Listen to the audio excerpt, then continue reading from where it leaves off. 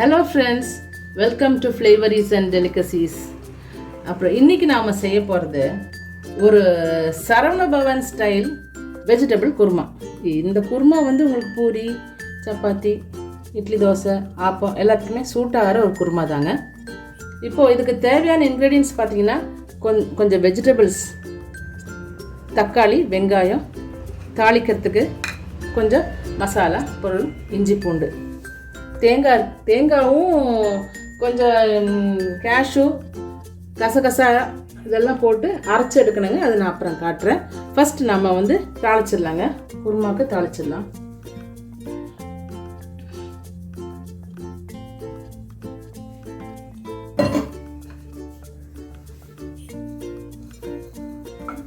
இது பார்த்தீங்கன்னா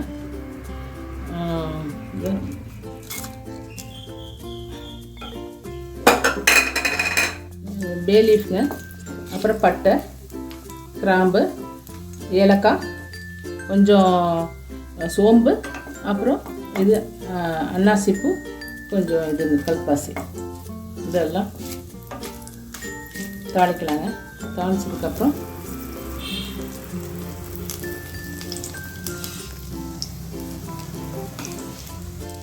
ஃபஸ்ட்டு வெங்காயம் போட்டுடலாங்க.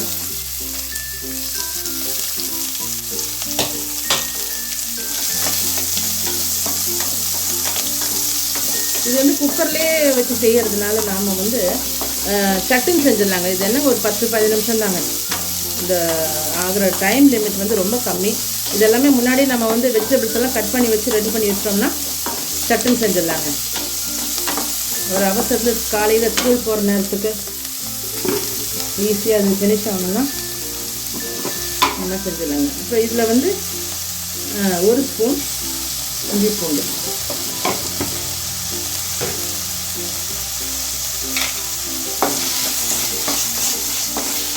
இஞ்சி பூண்டு நல்லா இந்த பச்சை வாசம் போகிற அளவுக்கு வதங்கினதுக்கப்புறம் நாம் வந்து ஒரு பெரிய தக்காளி ஒன்று நாம் வந்து கட் பண்ணி வச்சுருக்கோங்க. இது போட்டு நல்லா வதக்கிடலாங்க.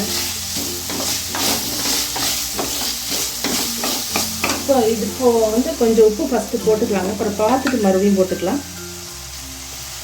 1 ஸ்பூன் உப்பு இப்போ ஆட் பண்ணுறேங்க.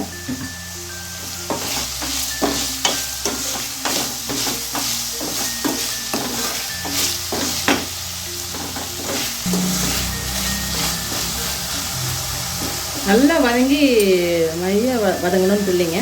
குக்கரில் வைக்கிறதுல சட்டுன்னு வெந்துடுங்க. இப்போது கேரட், இது வந்து நல்லா பெரிய கேரட்டாக 1 கேரட், உருளைக்கிழங்கு, இது வந்து ஃப்ரோசன் பீன்ஸ், ஃப்ரோசன் பட்டாணி, இது காலிஃப்ளவர் உப்பில் போட்டு கொஞ்சம் நேரம் ஊற வச்சு அப்புறம் கட் பண்ணி வச்சுருங்க. இது எல்லாமே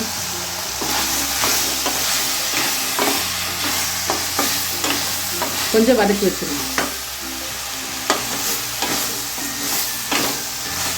ஒரு 2 நிமிஷம் வதக்கினதுக்கப்புறம் அந்த மசாலாலாம் ஆட் பண்ணி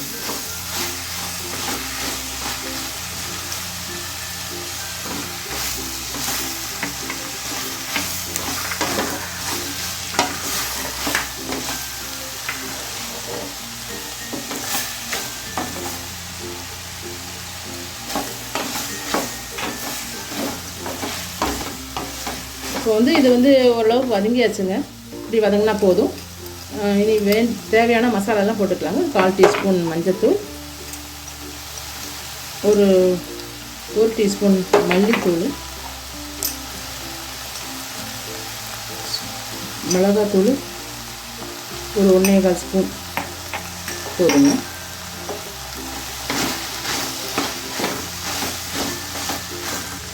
ரெண்டு பச்சை மிளகாங்க முன்னாடி போட்டிருந்துருக்கலாம், மறந்துட்டேன். இப்போ வந்து எல்லாம் சேர்ந்து நல்லா வதங்கினதுக்கப்புறம் கொஞ்சம் தண்ணி ஊற்றி, இப்போது இதுக்கு வேகத்துக்கு தேவையான தண்ணிங்க. அது இந்த காய் முங்குற அளவுக்கு தண்ணி இருந்துட்டால் போதும்.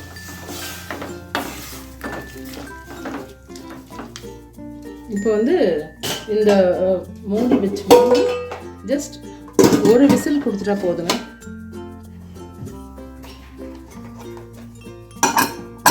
ஒரு விசில் போனதுக்கப்புறம் ஓப்பன் பண்ணி பார்க்கலாங்க.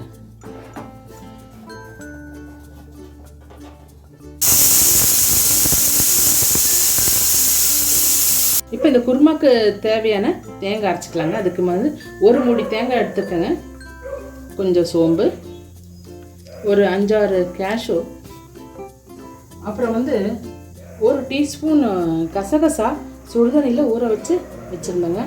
அது இப்படி பண்ணால் சட்டுன்னு அரைஞ்சிரும். ஸோ இது வந்து எல்லாம் சேர்த்து அரைச்சி எடுத்துகிட்டு வந்துடலாங்க.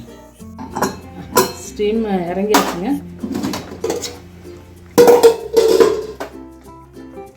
இப்போ வந்து காயெல்லாம் நல்லா வெந்தாச்சு. இப்போ வந்து தேங்காய் மிக்ஸ் பண்ணிடலாங்க.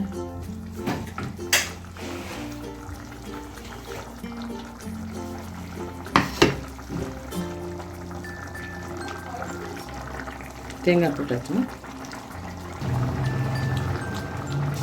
இப்போ இந்த ஜார் கழுவின தண்ணியை ஊற்றி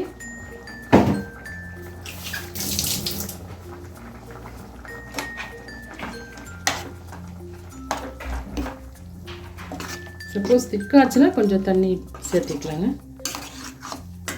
இப்போ கரெக்டாக இருக்கிற மாதிரி தான் தெரியுது. ஒரு கொதி வரட்டுங்க.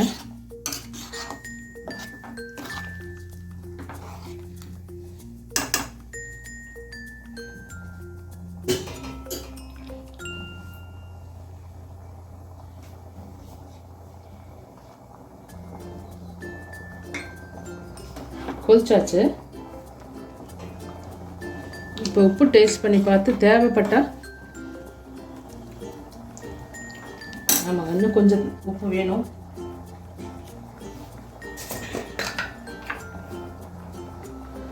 உப்பு கொஞ்சம் தேவைப்படுது.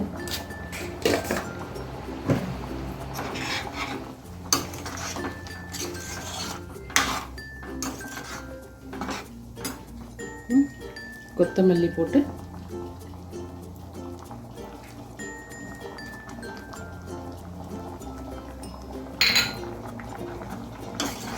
இறக்கிடலாங்க. அதை முடிஞ்சது.